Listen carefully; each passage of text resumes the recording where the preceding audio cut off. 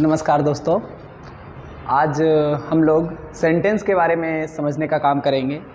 पिछले वीडियो में हम लोग समझे थे कि सेंटेंस क्या होता है। इसके अलावा हमने वर्ड, फ्रेज और लेटर्स के बारे में स्टडी किया था। और आज हम लोग समझेंगे कि एक सेंटेंस को हम कितने प्रमुख भागों में बांट सकते हैं। तो चलिए क्लास शुरू करते हैं। सेंटेंस को हम दुनिया के किसी भी सेंटेंस को हम चाहें तो प्रमुख तीन भागों में बांट सकते हैं। दुनिया के किसी भी सेंटेंस को अगर हम चाहें तो प्रमुख तीन भागों में बांट सकते हैं। कौन कौन से वो तीन भाग होंगे? तो सबसे पहला जो भाग होगा उसे हम कहने का काम करेंगे दोस्त सब्जेक्ट, और दूसरा जो भाग होगा उसे हम कहने का काम करेंगे वर्ब, और तीसरा जो पार्ट होगा उसे हम कहने का काम करेंगे या तो ऑब्जेक्ट या फिर ऑब्जेक्ट के जगह हो सकता है लिखा हो सब्जेक्ट कॉम्प्लीमेंट। ऑब्जेक्ट और सब्जेक्ट कॉम्प्लीमेंट में क्या अंतर है उनको भी हम समझने का काम आज करेंगे।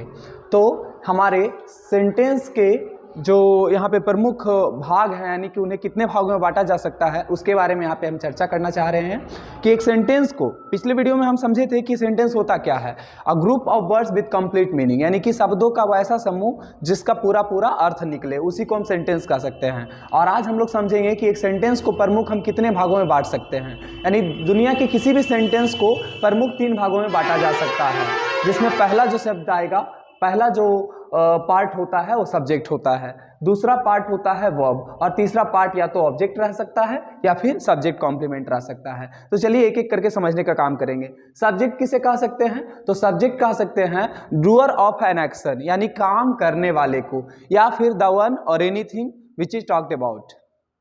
मतलब कि कोई भी व्यक्ति या कोई भी वस्तु जिसके बारे में हम चर्चा करते हो वो भी सब्जेक्ट कहलाएगा। या तो कोई काम करेगा उसके बारे में चर्चा किया जाएगा, वो सब्जेक्ट कहलाएगा। फॉर एग्जाम्पल अगर हम बात करें तो यहाँ लिख सकते हैं, जैसे कि यहाँ पे एक नाम लिखना चाहेंगे हम, रमेश प्लेज गिटार।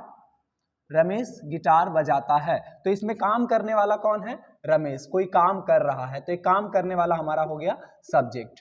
अगर हम बात करेंगे, मान लिया जाए एक सेंटेंस लिखते हैं दूसरा, विवेक इज ए गुड बॉय।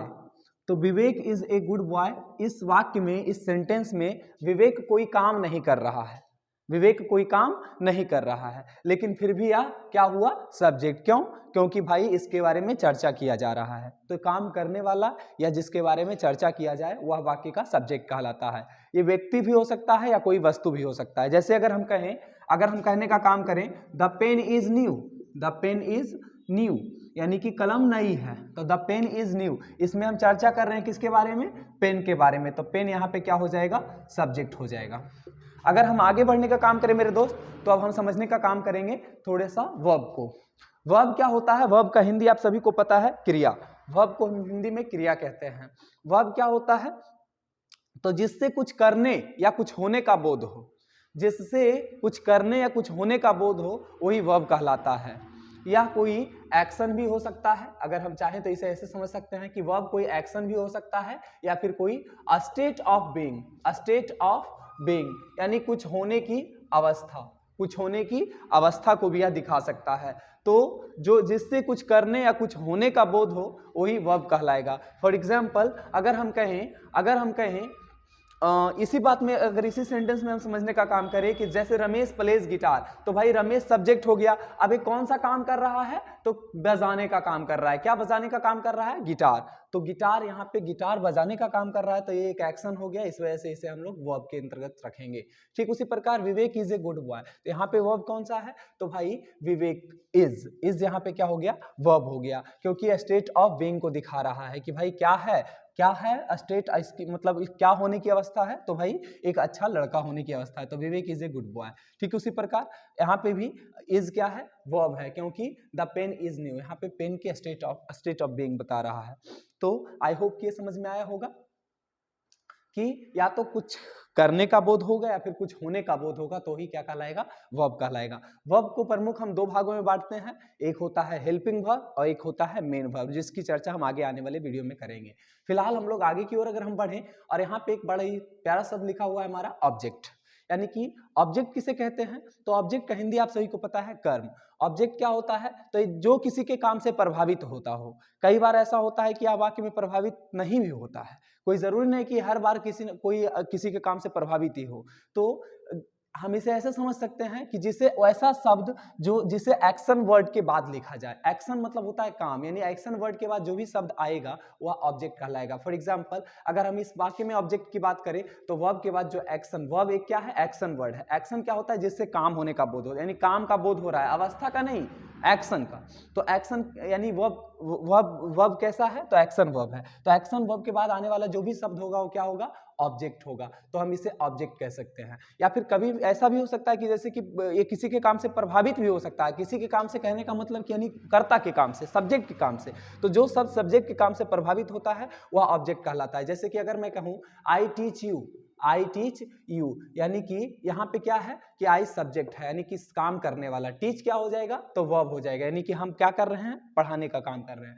उसके बाद क्या है, तो यू यानी कि मेरे पढ़ाने का प्रभाव किस पे पड़ेगा, तो भाई यू पे पड़ेगा। तो यू यहाँ पे क्या हो जाएगा, ऑब्जेक्ट हो जाएगा। अगर हम चाहें तो ऐसे भी लिख सकते हैं, एक और सेंटेंस समझ लेते हैं। माई फादर, मेरे पिताजी, बीट्स मी, मुझे पीटते हैं। माई फादर बीट्स मी, मेरे पिताजी क्या करते हैं, तो पीटते हैं। काम करने वाले कौन हो गए, मेरे पिताजी, यानी कि ये सब्जेक्ट हो गए, काम करने वाले ये सब्जेक्ट हो गए। और क्या कर रहे हैं, कौन सा शुभ कार्य कर रहे हैं, पीटने का शुभ कार्य कर रहे हैं। यानी बीट मैंने होता है पीटना, यानी कि ये क्या हो गया, वर्ब। और इनके पीटने से यानी इनके एक्शन से, इनके काम से प्रभावित कौन हो रहा है, मुंह कान किसका लाल हो गया है, यानी कि मेरा। तो यहाँ पे मी क्या हो गया, ऑब्जेक्ट हो गया। तो आप समझ सकते हैं, काम करने वाला सब्जेक्ट, जो काम जिससे काम होने का बोध हो वह वर्ब, और जो किसी के काम से प्रभावित हो जाए वह ऑब्जेक्ट। कई बार यह प्रभावित नहीं भी हो सकता है, कोई जरूरी नहीं हो कि ये किसी काम से प्रभावित ही हो। एक्शन वर्ड के बाद लिखा आने वाला शब्द जो भी होता है वह ऑब्जेक्ट होता है।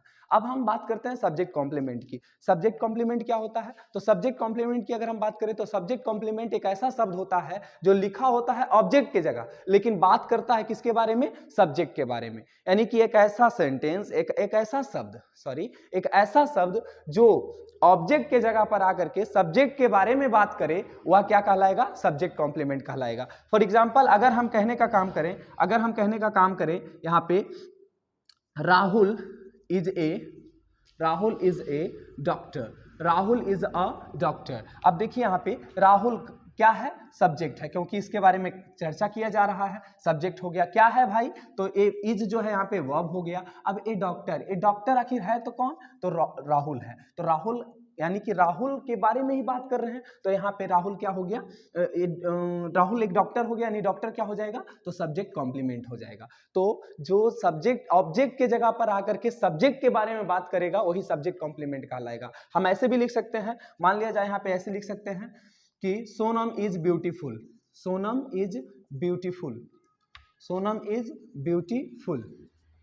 तो यहाँ पे सोनम, देखिए सोनम क्या है, सब्जेक्ट है, क्योंकि इसके बारे में बात कर रहे हैं। इज क्या हो जाएगा, तो वर्ब हो जाएगा। और ब्यूटीफुल कौन है, तो सोनम ही तो ब्यूटीफुल है, यानी बात कर रहे हैं सोनम के बारे में ही, तो यह ब्यूटीफुल जो शब्द है सब्जेक्ट कॉम्प्लीमेंट हो जाएगा। अगर इसी तरह से हम और एक सेंटेंस समझने का काम करें, मान लिया जाए अगर हम लिखते हैं यहाँ पे एक छोटा सा सेंटेंस लिखते हैं, श्रेया इज ए नर्स। अब यहां पे हम बात करते हैं, श्रेया क्या हुआ, सब्जेक्ट, इज क्या हो जाएगा, वर्ब। तो ए नर्स क्या हो जाएगा, नर्स आखिर है तो कौन, श्रेया। तो श्रेया ही नर्स है, इसलिए ऑब्जेक्ट नहीं सब्जेक्ट कॉम्प्लीमेंट हो जाएगा। तो आई होप कि ये बात आपको समझ में आया होगा। हम चाहें तो सेंटेंस को प्रमुख 3 भागों में बांट सकते हैं, पहला सब्जेक्ट, दूसरा वर्ब और तीसरा ऑब्जेक्ट। ऑब्जेक्ट की जगह कई बार लिखा रहता है सब्जेक्ट कॉम्प्लीमेंट। सब्जेक्ट कॉम्प्लीमेंट किसे कहते हैं, जो ऑब्जेक्ट के स्थान पर आकर के सब्जेक्ट के बारे में ही बताने का काम करता है, उसी को हम लोग सब्जेक्ट कॉम्प्लीमेंट कहते हैं। तो आई होप कि आपको समझ में आया होगा। देखिए कई बार ऐसा भी होता है, एक नाम और सुने होंगे आप लोग, प्रीडिकेट। तो प्रीडिकेट क्या होता है, प्रीडिकेट को अगर हम समझना चाहें तो आप देखिए ऐसे समझ सकते हैं कि वर्ब और ऑब्जेक्ट को ही हम लोग क्या कहेंगे, प्रेडिकेट। यानी सब्जेक्ट को छोड़ करके जो वाक्य में वर्ब और ऑब्जेक्ट होते हैं या सब्जेक्ट कॉम्प्लीमेंट होते हैं वही कहलाते हैं प्रेडिकेट। तो आप कई बार ऐसा भी देखे होंगे कि एक सेंटेंस को 2 भाग में ही बांट दिया, कौन, तो पहला सब्जेक्ट हो जाएगा और दूसरा कौन, प्रेडिकेट के ही अंदर कौन आ जाता है, तो वर्ब और ऑब्जेक्ट या फिर सब्जेक्ट कॉम्प्लीमेंट। तो आई होप कि आपको समझ में आया होगा सारी चीजें। मिलते हैं नेक्स्ट वीडियो में, तब तक के लिए thank you very much. Thanks for being a part of Sanjeev English tutorial.